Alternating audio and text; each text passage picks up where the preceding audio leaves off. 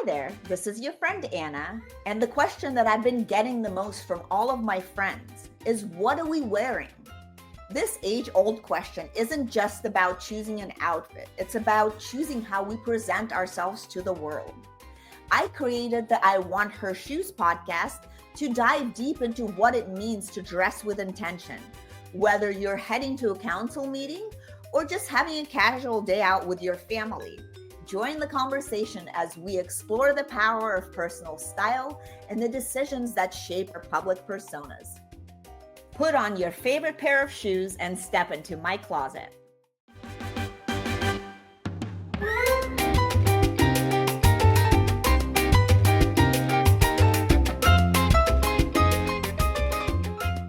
Welcome back to the I Want Her Shoes podcast, where we sit down with powerhouse women forging new paths, one bold step at a time. I'm your host, Anna Anisin, and today's guest is a master of reinvention, connection, and disruption. Meet Emily Dempsey, social entrepreneur, founder of Brickell Babes, a Miami-based community of over 50,000 ambitious women, Bitcoin advocate, and strategist, working at the intersection of community, education, and new financials programs. That's awesome. With a decade in fashion buying and a clear vision for alternative wealth creation, Emily brings both style and substance to how we build, connect, and lead.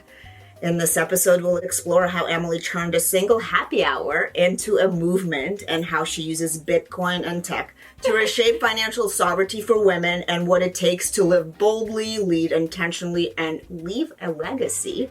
Whether you're building a business, community, or just starting a new chapter, this conversation will empower you to show up in your purpose. And thank you so much for being here. Emily, it's amazing to have you. Thank you for having me on. I'm so excited to be here. We have so many things in common. I know. You're a fashionista yourself, and I had no idea you had like a buying background until I did some research, which is awesome. That was like my dream job when I was a kid. So you did it. I did it. So I actually never watched Friends growing up, which, if anybody is a big Friends fan, Rachel, the main character, she's a buyer, and I think it influenced a lot of women in the 90s to pursue that path. I actually never watched that show. I did not watch Friends either. So that did not influence me to go that path, but I grew up in Chicago, in a small town where everybody, they leave, they end up coming back, they marry kind of within the community, and you live the same rinse and repeat life. And I really wanted to do something different. My family's background was in financial services for many years. I was a little rebellious. I wanted to go the fashion route. I did study economics, but I was very adamant about pursuing a career in the fashion industry. So I went to school in New York, did as many fashion internships as I could get my hands on in literally every facet of the industry, from That's awesome. PR, marketing, production. I was like counting stitches, like stitch per inch. And then ultimately the real thing I wanted to do was get into buying. So I did a buying internship at Barneys, was the first one, and then ended up landing my dream job at Bergdorf Goodman as an assistant buyer. That's awesome. Yeah. It's like, if you think of like the financial world, working at Goldman Sachs right out of college is like the epitome of Yes, it is. Yeah. career goals. Bergdorf Goodman is like the creme de la creme. So we made no money. We worked investment banking hours, but I learned a lot, and I'm sure you had access to some amazing pieces of clothing. And great discounts. We used to get like 80% off of sale. Wow, that's amazing. Yeah, it was it was a time. So what really made you pivot from Saks, Barneys, and before moving to launch Brickell Babes? What was that made you be like, okay, I'm like over this fashion stuff and I'm gonna do something completely different? I want to do something completely different. So so this was my career for most of my 20s, and I started kind of looking around the corporate environment, and I'm like, I don't really want to be my boss. I don't really want to be like three people up the ladder. I don't want to be the president of the company. And I started realizing that there was such a cap on the amount of income that I was ever going to make working in corporate. And I also didn't love that I was building something for somebody else. We would run around acting like, the world was coming to an end and we were saving lives, and it would just be you know, That's true. That's always make it seem like that, right? Like it's so like intense it's and, you know, like, such a high stress environment. And like, I wanted something more, and the timing ended up, so I got very pigeonholed into a super analytical role because I understood numbers. I was doing a lot of like financial planning and analysis for the buys. So I was involved in actually picking out the product, but then they're like, wait, you're actually really good at Excel and spreadsheets and numbers. There's not a lot of people in this industry that are. You're going to focus on that, which you're like, I don't want to do that. No, yeah, I'm like, I want to be creative. I want to be creative. So I started a health and fitness Instagram account called Detox to Retox that was like, work hard, play hard. And that was like my real first kind of journey into entrepreneurship. It was creator economy was blowing up at the time. And I like talked to a bunch of friends in the space in different capacities, and they helped me figure out how to monetize. So I was able to monetize that Instagram account pretty quickly.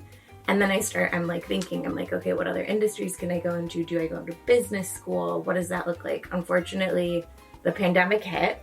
Yeah, that changed everything for everybody. It changed everything. So it didn't make sense to go to business school. It sent me back to Chicago.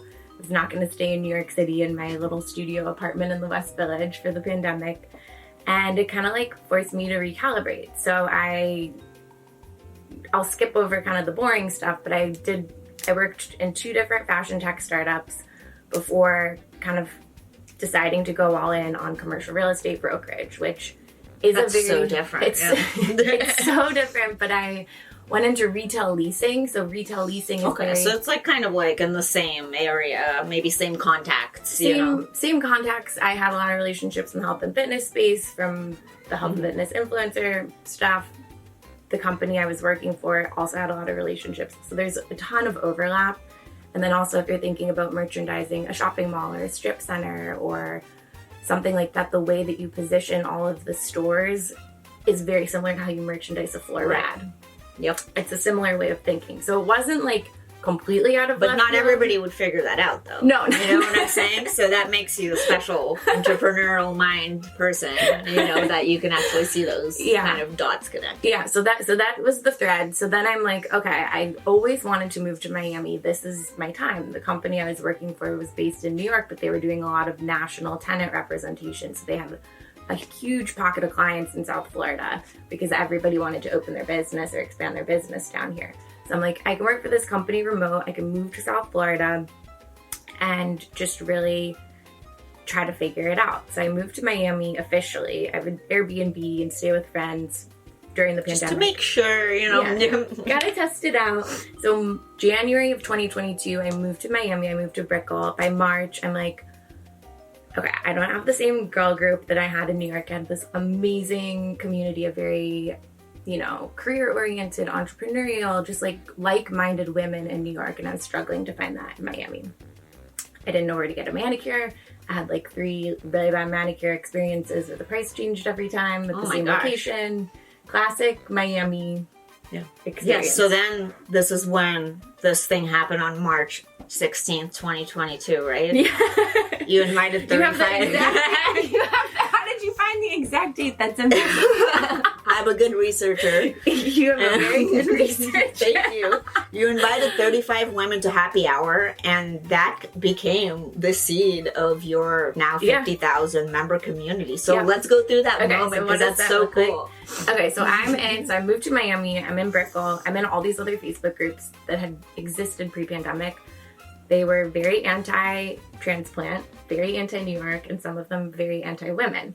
So when I would post looking for resources, there were a lot of times where I would get attacked or people similarly. I'm so sorry you had those experiences like that.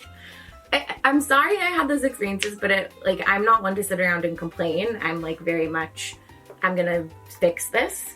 I love efficiency. That's one of my love languages. So I start a different Facebook group, and I put in the title and the description, I moved from New York, I worked in fashion, I did a career change, I'm looking for like-minded women, resources, this is a safe space for these people. I messaged a couple people, they joined the group. We get up a couple hundred members in the first week. Amazing. That's awesome. So that's how it's a lot of people moved down here, and they were looking to connect with other people. Yeah. So then a week later, we're like, okay, should we do a happy hour? I make a reservation for 4 people at Moxie's in Brickell, which is like kind of the center of all the action, thinking nobody's going to show up. And I get there and we end up having over 35 girls show up. That's so cool. And the community has just exploded from there. So today we're actually now at 60,000 people across all of our platforms. We're generating 600,000 impressions a month on average. And then we've hosted somewhere between 150 and 200 events since 2002. Amazing. Yeah. That's great. A lot of events. So, and that's what the community wants. People want to connect in person. They want Miami resources. And then we've started to do a lot more professional and personal development content as well, because that is our girls looking to become the best version of herself. Love that. And let's talk a little bit more about community. And you said it's a lot of events, especially in the age of AI. And what is it also like? Let's go a little bit beyond that. Are you connecting people like specifically that have the same interests, or like are you guys just kind of connecting in like different fun locations and doing events? Because I feel like now that people are looking more and more to connect, because you don't know what's real online, right? Yeah. Like you can be on like 1,000 Zooms, right? But you don't know if it's now. You don't even know if it's like a deep fake, really. Yes. Yeah. They're on the 100%. other side. And I think that's what's so interesting about this community is our digital presence is very large. It's very, we're active on so many different platforms, but the in-person aspect of it is so important. And people, especially coming out of the pandemic and with all these new transplants down here, they're looking to connect in person. Yes. People want in-person connection. Yeah, no, I agree 1,000%. You know, and I think like the more, you know, the more advanced the AI gets, the more we're going to see communities come together. Yeah. Right. I mean, they say now community is the new influencer. There's a ton of articles starting to come out about this, where people no longer trust, you know, the tried and true influencer because they don't know if they're actually standing behind a product or if it's just a paid ad. And community, crowdsourced recommendations, referrals are so much more, there's so much more trust there. So that's really what we're seeing a lot of within the community. Yeah. No, I think that's amazing. Amazing that you're doing this. And I think we need to bring more people together this way, right? No, we definitely do. And I know that you're also a passionate advocate for Bitcoin. How did you enter the space? And why do you see this really essential for women, especially? Because I feel like there's not enough really education for women in this space. No, so are you guys talking about this in the community as well? Yeah, so we are. So the reason I got into the Bitcoin space to begin with is because of my father. So he was a trader for many years, and back in early 2010, not 2010, but 2012, 2013, one of the analysts that he follows flagged Bitcoin because of the cycle that it was demonstrating in the market. So there's something called a Fibonacci sequence. And if you're a specific type of trader, that's a signal.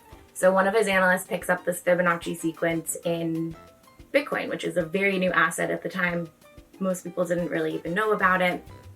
So he's had his eye on it for a long time and been involved in various capacities, successfully, unsuccessfully, but like a very big passion advocate of it. My brother as well. And so I've kind of heard about it for many, many, many years. And I didn't actually ever get involved in the space until my Instagram account, that detox, the Detox to Retox account, got hacked. Oh gosh. And the only way I was going to get the Instagram account back was if I sent this stranger on the internet $500 in Bitcoin. It's a funny story. But that's an awesome story. So I have to get my first entrepreneurial journey has now been taken hostage, and I cannot get it back unless I download a Coinbase account, set up a Coinbase account, and send some stranger on the internet $500. I don't know if they're giving me the account back or not. I did it. I ended up getting the account back. I didn't really touch crypto again after that for a couple of years.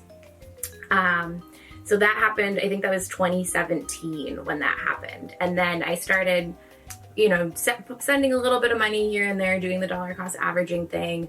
And then when I moved to Miami being really the crypto capital of the world, they had the Bitcoin conference here in 2022. So I'm like, you know what? I'm here. I want to learn. I'm always looking to learn new things. I think this is such an important space. I think it's the future of finance, digital assets. If you can understand how digital assets work, how blockchain technology works, and you're in the AI space, so a little bit different, but they a little, do cross over for sure. They cross over for sure, and I think it's fundamentally it's understanding technology and how can we use technology to enhance our lives and make things simpler, easier, quicker, and that at the root of it, Bitcoin is the blockchain technology, which it's essentially the guardrails to move money, whether you're doesn't matter where. It doesn't matter where.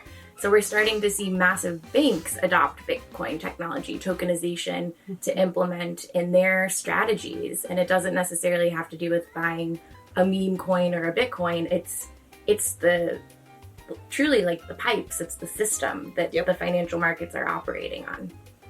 And you also mentioned building both on-grid and off-grid mining facilities with a focus on energy innovation. Yes. How does that work? How and does what that does work? it signal for the future of wealth? Yes. So for those of us that don't understand. That. Yeah. So I'll give you guys like a little 101 on what is Bitcoin mining and why were we even looking to do that. So I launched this community. I get into commercial real estate. The commercial real estate asset class that I was in, unfortunately, I caught the wrong time in the cycle and it came to a screeching halt. So all my deals fell apart. Hey, but everything happens for a reason, Emily, right? Everything happens for a reason. And if you're an entrepreneur, you're a budding entrepreneur, you will learn very quickly that pivoting and recalibrating and knowing when to pull the plug on something is extremely important. And so I saw this as an opportunity to learn more about Bitcoin. My father had been mining like in a really small capacity with another group. He didn't really understand it, but he wanted to learn more. Right. So we ended up joining forces, and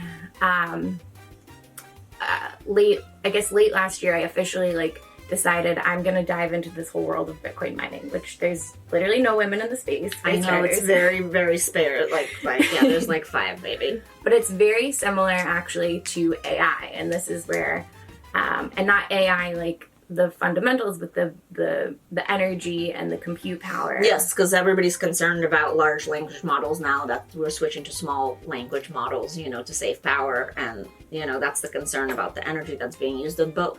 It's both. So essentially a Bitcoin mine is a data center. Mm-hmm. And the Bitcoin mine, this version of the data center, needs the cheapest possible power because you need as much power as you can to guess a sequence of numbers. And if you guess the correct sequence of numbers, you unlock a block. And with the block comes a certain amount of Bitcoin. So I thought this was a really great opportunity to learn about energy, power. There's a tie back to real estate because finding cheap energy on grid and off grid has to do with real estate. So if you're on grid, you are next to a power plant and you're negotiating or you're dealing with pre-negotiated power rates. If you're off grid, you're looking for an energy source, say stranded natural gas.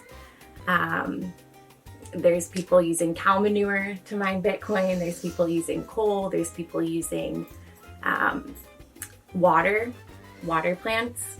So you can really, it's anywhere there's energy, you want to find the cheapest energy, and then you're going to capture that energy and use it to power your data center. Yeah. Well, thank you for explaining that. Hopefully I didn't No, bore that anyone. makes a lot of sense. I mean, we have some, very smart folks listening to this, so that's awesome. But now let's go back to fashion. Okay, back to fashion. Yes, and how does your aesthetic sense really influence how you lead, brand, and build community? Yeah. How do you use your style as a tool to do all those things? Okay, so style to me this is why I got in the fashion industry in the first place, because I think the way that you dress makes you feel a certain way about yourself. And 1000%. Clearly, through building a female empowerment community, I'm so passionate about helping women look and feel their best in whatever capacity that is. That's what initially drew me into the fashion industry. And so if you feel like, if you're wearing the color palette that looks the best on you and brings out your beautiful green, blue eyes, are you a warm summer? Are you a soft fall? What is your color palette? So how are you dressing? What is the energy you're giving off when you walk into your room? Are you feminine? Are you sexy? Are you more masculine? Like your clothes, your makeup, your hair can say so much about you. So we've been able to pull some of that into the Brickell Babes events that we do in person. So whether it's having a color analyst or somebody in the beauty space or the fashion space, that's an important part of what we're doing. And then for me personally, I feel like I reinvent my style every so many years. I get a little bit older. I want to give off a certain vibe, moving more into being like, so I went from having a health and fitness Instagram account. There's a ton of content. It's archived mostly now, but of me running around New York City and like cute little matching workout sets. But I literally had to do a whole rebrand of myself when I went into commercial real estate, which is again a very public, you're a broker, you're a real estate agent for commercial properties. So it's very public. You want to brand yourself differently. And then now leaving real estate and getting into the Bitcoin space, still very much wanting to be like a feminine woman, but needing to be taken seriously. And then also running a female empowerment networking group in Miami where fashion, style, and femininity are so important to us down here. It's a really interesting kind of, I guess, what is that? 3 different avenues of like having to think about what is my image? What am I projecting out into the world? No, that's an amazing answer. Thank you so much. No, and that makes a lot of sense. And I think that's great that you guys are doing that. I went to one of your events and I think there was some, the color thing, which was really, I love that. So cool. Yeah, no, I feel like, if you can have some takeaways every time, that is really, people always appreciate that and then they get excited. They get so excited. And what I learned, and the reason I just got so excited is I figured out that you can actually upload your picture to ChatGPT. So you want to do a no makeup, natural light photo. Have you heard of this? Yes. And you upload it to ChatGPT and you ask it to do a whole analysis of you and identify your color palette. It will recommend specific makeup brands, colors, clothing brands, like down. Yeah, there's people that there's people that used to do this before ChatGPT, but now you can do it yourself. You can do it yourself. Yes, free. You don't have to pay like $100. Yeah. So yes, no, I mean the AI is like game changing for so many things. It's oh my god, I joke AI is my co-founder. Hey, it kind of is. It's like your co-pilot, almost, right? And for many women, balance between career, connection, and personal life is really tough. How do you define success for yourself, and how has that like really evolved for you since you've pivoted so many times? I have pivoted so many times. I mean, I definitely, in full transparency, I struggle with imposter syndrome, and pivoting careers. The number of pivots that I've done, there's a common thread between all of them.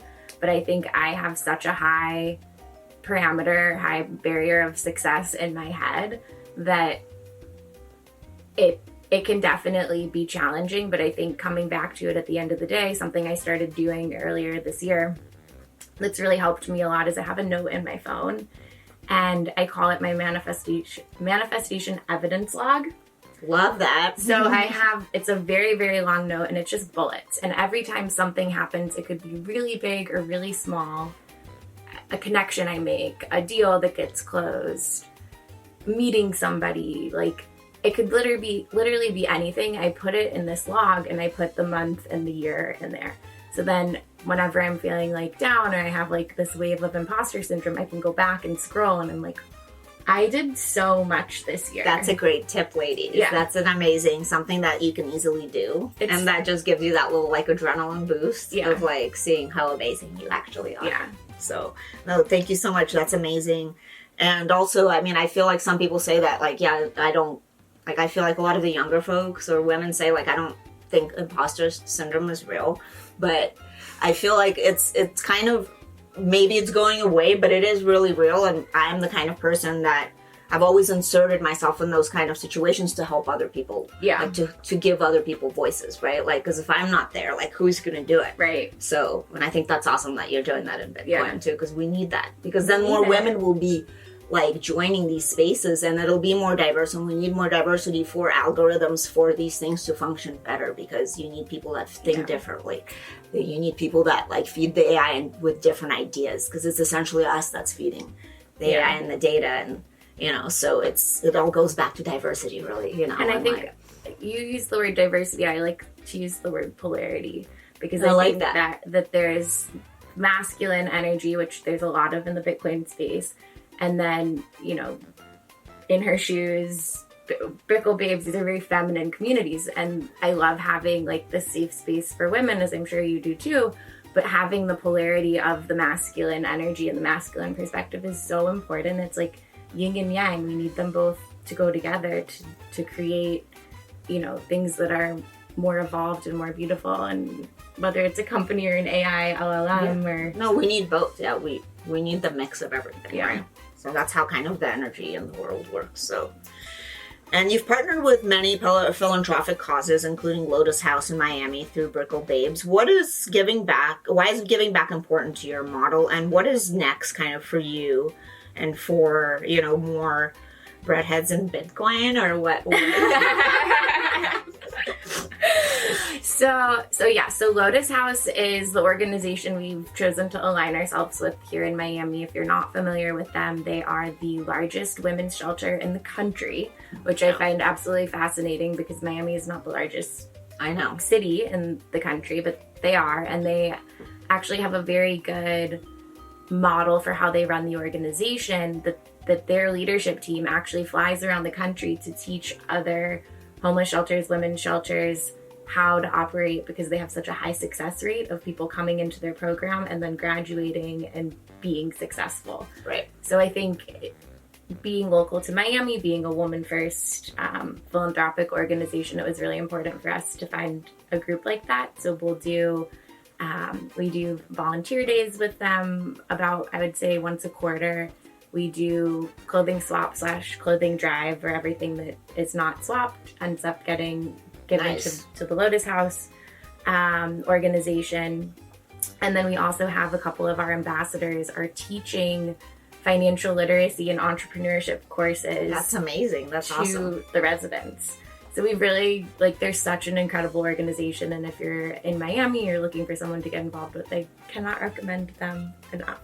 Awesome. Well, we'll have to share a link for sure. Yes, we'll share the Lotus House link. My own podcast, sometime in the new year. We have about 9 episodes batched right now. We're filming 3 more. Nice. And the idea really being to help educate women specifically on digital assets and Bitcoin. And the way we're doing that is, I'm not just going to come out with a Bitcoin only podcast, because I think that would be an uphill battle to get women to listen to. So we're going to have 3 different... Because there's just not enough women to interview on there. There's not enough women to interview.